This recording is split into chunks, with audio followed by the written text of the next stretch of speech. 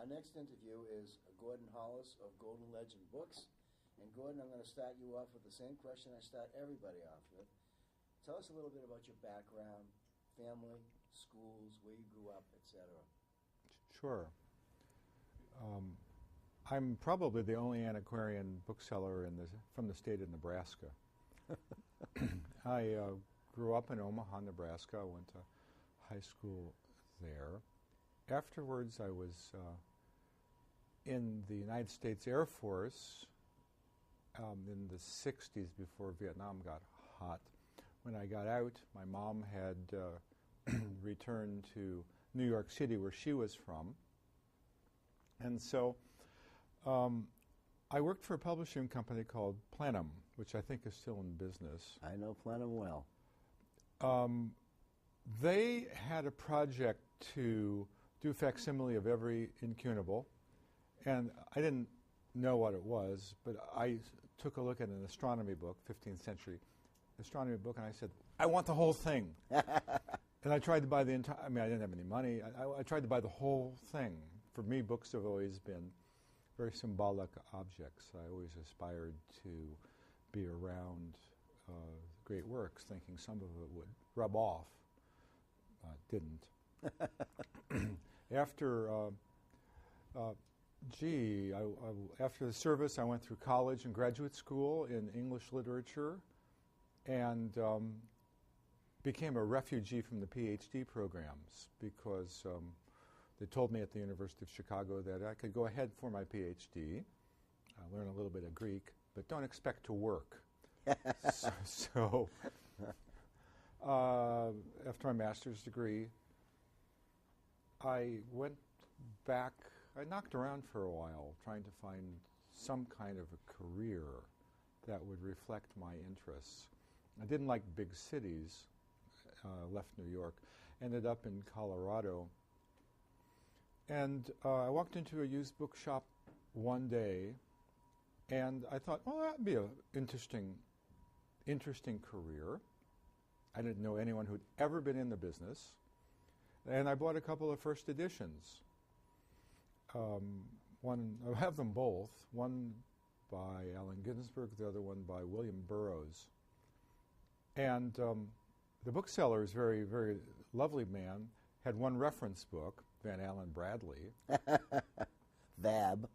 But I was really interested to know not so much the value, whatever, but where these came from, were there other editions. So somehow I got into the rare books room at the University of Colorado. I walked into a rare books room there, and a man named Ellsworth Mason, a very, very kindly and brilliant librarian.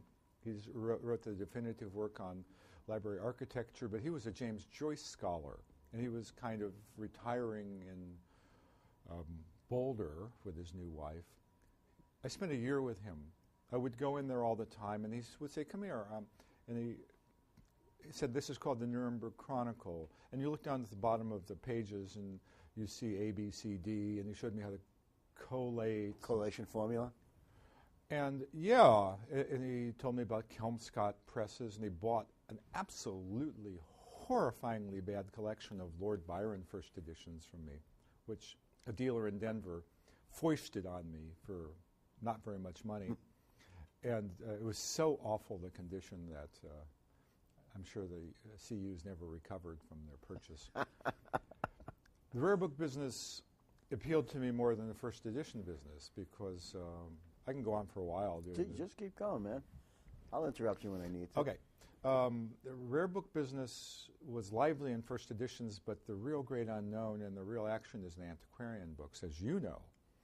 So I knew nothing about antiquarian books, and it became clear to me I wasn't going to really be able to learn it in Boulder, nice town that it was. So with some encouragement from my uncle, who's down in Florida, he said, why don't you just go east and get a job in the book trade? And so I wasn't married at the time. I was very interested in antiquarian books. I really wanted to learn. And as you know, if you're around old books and you don't know anything, you're acutely aware that you don't know anything. You don't know where they come from. You don't know how rare they are. You don't know what they were for. You know nothing, so you have a lot to learn. So the 3 Mile Island week, I drove from Boulder to the East Coast. Timeline. Yeah, 79. 79, okay. Actually, it was probably 70. Yeah, I had been around a couple of years trying to learn about rare books in Boulder. And then I went in 79, right while the 3 Mile Island crisis was happening. I remember driving through Chicago hearing Jimmy Carter say, "I may ask you all to evacuate the East Coast, so don't panic." Well, I wouldn't panic at anything like that, would you? No. So that was the end of the first phase. When did you decide to become a bookseller full time? It's a hard question to answer because I don't know if I think right away, even in Boulder, I saw the possibilities of it because you don't need capital. You do now, but you didn't need capital then. You just needed background. There was a lot of people who were refugees from, the academia, getting into the first edition business, and they knew who was what. I have a great story. Peter Howard will love this story. First buying trip from Boulder, I went to Lincoln, Nebraska, and I walked up into the Lincoln bookshop, and there were some books by this poet I've heard of named Adrienne Rich. She's a contemporary poet in the 60s and 70s. One of them was inscribed by Auden as well. So I bought them for $4 a piece. Driving back home, I was reading Serendipity's Catalog 21, and there was one of the Adrienne Rich books for $1,700. That perked you up. It perked me up. I almost wrecked my car.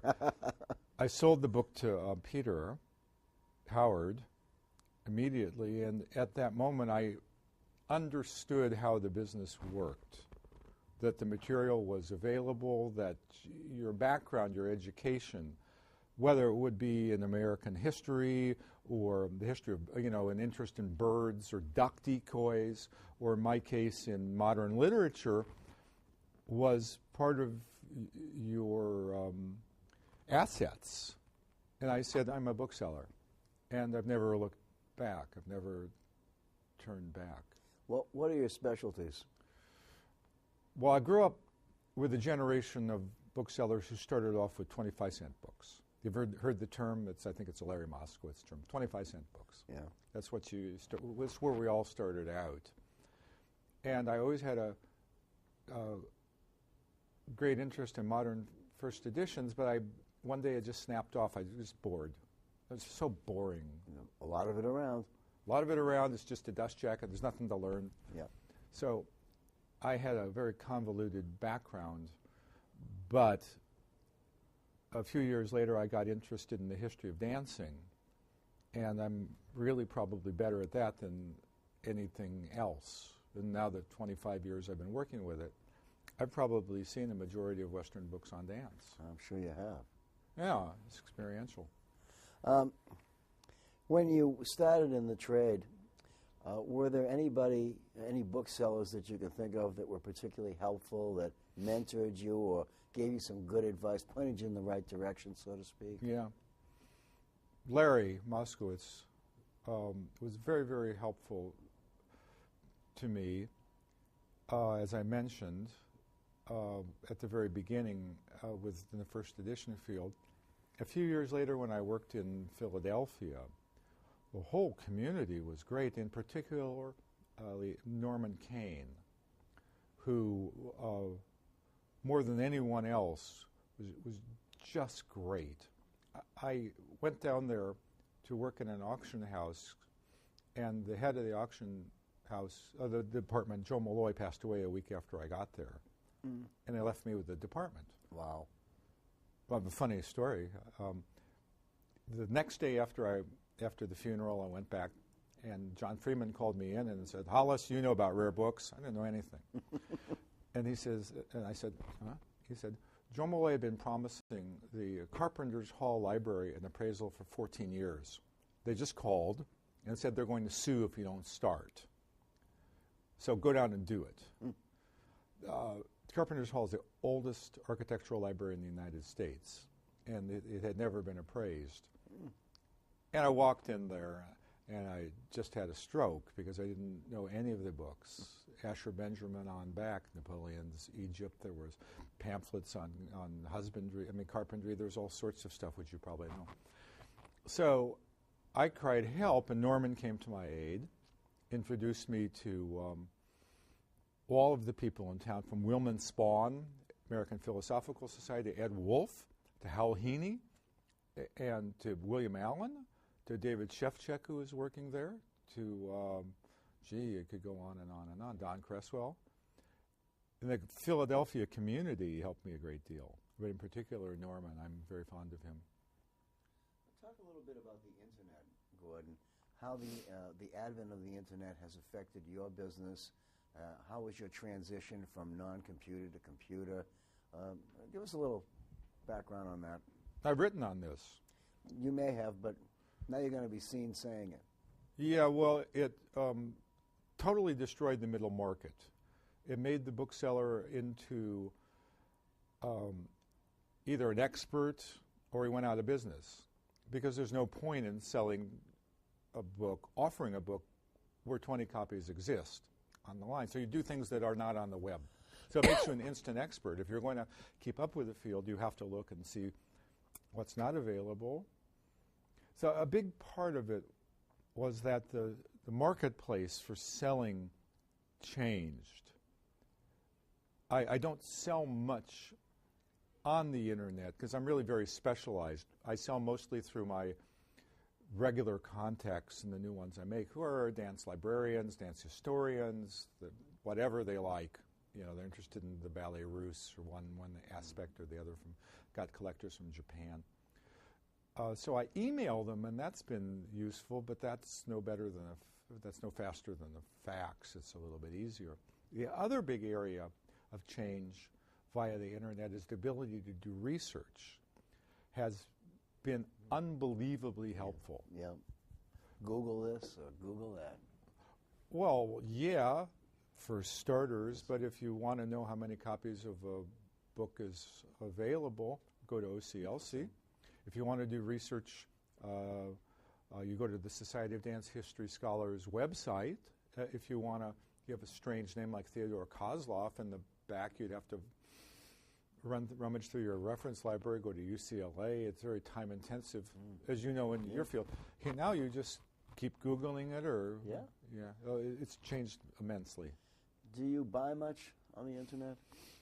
I do, and I hate it because I can't see it. At auction, it's pernicious. Yeah. But have you had any bad experiences with buying stuff on the internet? Whatever you've gotten has been as described, or? No, it's never as described. It's never as described. It's always like, now I asked them for 12 photographs, but it's still not the same as actually seeing it. And it's particularly pernicious at auctions. Because then you can't return it. Well, unless it's inaccurately described. No, but if you handled the book and they say it's a very good copy, you say it's okay, and your definition of very good is completely different from theirs, then you have a book you don't stand behind. Right. Well, that is a problem. But the internet has certainly, as you said, ruined a whole genre of books. But I've noticed that a lot of people are saying that they've picked up a lot of customers from the internet, customers they would never have gotten any other way. Now I find out that people visit my website when they know who I am, and that's a tool, that's a calling card, so they can see what I look like. That the majority of people who buy something from the web don't buy from my strong suit. They buy something else I have online, and they're generally not regular customers. So I find out that book fairs like this are a much better way, or referrals. On a sort of a dividing scale, what percentage would you say of your business is book fair based, and what percentage of your business is catalog based? Oh, it's about 10% book fair. Really? Yeah. So you do most of your business through quotes and catalogs? Yeah. regular customers, my small group of loyal customers. You're highly specialized. I've done it on purpose, believing that expertise is a value. I agree. And the only trouble is that it's like you go into a very narrow island, and then sometimes you see something else that you'd like to handle, but you really are out of your field already. Yeah, that is always a problem. Gordon, if you were going to enter the book trade today, how would you do it, or would you do it? I was talking about this last night with some friends. I'll tell you what I do. I get a used bookshop with a rare book room. Yeah, I remember Biblo and Tannen in New York. It's maybe a smaller store. They had a rare book room in back. And I decorated with some nice chairs and tables and couches. And in the front, I put a huge computer. And I would put a sign saying, "Your book, any book, printed in 15 minutes." And they come in and they say, books on demand is what it was.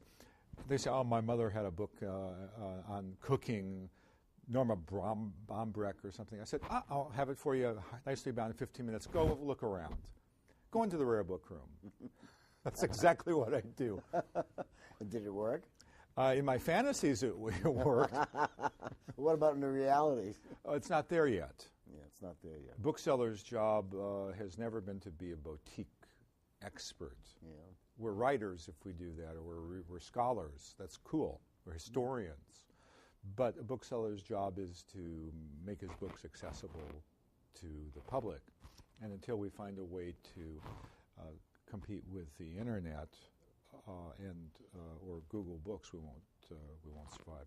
There's apparently there's some kind of a lawsuit that's coming up between Google and publishers. And it'll be interesting to see how that all copyright shakes stuff. Yeah. What do you think are the biggest challenges facing us as booksellers in the years to come? Well, it's a great question. I think the biggest challenge is the new world of readers. Let's say that we get past the iPod generation and the curriculum addresses the world as it is rather than as it was 100 years ago. In California, that's really easy to understand because unlike the East Coast, we're such a nation of immigrants so visibly coming in now. And to try to teach Shelley or Keats or Kelly and Sheets, as I call them, to our immigrant groups is really silly. I mean, it's important, but it's so much more important to deal with their own background and what they bring to the table. The curriculum, if it follows suit, will be quite different from what it was. And it'd be interesting to see if we can find books to go along with it. Do you think that booksellers in the future will be more prone to being generalists or more prone to being specialists? Specialization has become a very valuable asset in the research library group. It's a different business than it was. We don't have general shops. Very few of us do here in California. And we get called on to do appraisals and to find material if we have the skills, and we only get that skills through experience and specialization. We had several interviews today. Some of the people we talked to said, "Oh, you've got to be a generalist." Some of the people we talked to say, "No, you've got to be a specialist." And it's kind of like 50-50 down the road right now. Oh. So I'm wondering if in fact it's going to stay that way, whether it will be half of us will be specialists and half of us will be generalists. Well, what do you think? I think that's the way it's going to be. I don't see it doing anything else right now. But let's move on to the next question. And that would be about the ABAA. As an institution, as an organization, it seems to me that we're top-heavy with over 55s. Yeah. And we're very low on under 40s. Yeah. Now, how do you perceive this for the future? Do you see us continuing on as an organization with all of this top-heavy dealers going to be retiring and passing on? I mean, to me, it seems like there's a void that needs to be filled for us to keep going. Absolutely. I think in the history of book selling, it's had ebbs and flows. And I think it's a very hardy, long-lasting career. I think now people really have not been fooled. The value of data is undeniable, but the whole context, the cultural history of the book hasn't been lost, and people find it easy to respond to books as a form. So I don't see it going away. I think your question was, what's it going to be like in the future, and whether young people will be coming into it. I think young people have really never come into book selling very readily. It's always been the unusual person compared to Europe, where it's a mainstay. Yeah, and they're especially, they apprentice and they have to spend a certain amount of time in a bookstore before they're eligible for... In Germany, that's correct. Yeah. But even in London, it's fine if you graduate from Oxford and Cambridge, like Amanda Hall, Chris Edwards, to come down to Sotheby's and work in the trade or work at Pickering and Chatto, so it's a respectable field. Yeah. Here in this country, it's always been a little bit off. It's not as fashionable. I don't see that changing. I see it becoming more geeky. That until this is solved, maybe the people who come in it are really geeks by nature, and they want to be perceived that way, and they become, real dyed-in-the-wool experts. Well, what's the future look like for you? Are you going to continue on with Golden Legend? Are you going to continue to be a bookseller, or are you thinking about doing something else? It's really funny. I just read that James Fold passed away. He was the wonderful music collector who sold his books to the Morgan. Now, I met him because I deal in music. I met James. He called me on his 91st birthday. I was in my car, and I got a call from James Fold. Lovely man. He said, "Do you have anything interesting Gershwin for me?" And I said, "I'd love to sell you something, but I don't have anything new." Now, this didn't kill him, but I think the lack of something new and exciting eventually got to him. Got to him at age 91. Marian Malkin died at 88 or 90. John Ward. Wonderful collectors find strength and energy. I see my own personal business getting more abstract, doing more writing, doing more specialized work. It's really very challenging, and I'm sure very boring. But I'm not so sure that's the case. Just as a parting shot, if a young bookseller comes to you and says, "Mr. Hollis, what would be the one or two things you could advise me to do to make a go of it in the book trade?" What would you say? Depends how busy and annoyed I was. If I had time for a young person... Let's say you have time. I would say it's a wonderful career. You need to get to know all the people and have experiences and get to know the rare book community and the people involved, and get to see a lot of books and find out if you love it. If you love it, you'll do well. But if you don't love it? It's a hard way of making a living. You should do this. People who have success in what they do love what they do. But it's a very interesting field. So I think that they need to be successful, and they really need to get a joy out of that and cut their own path. Sounds great. Thanks very much, Gordon. Great interview. Appreciate you participating. Thank you.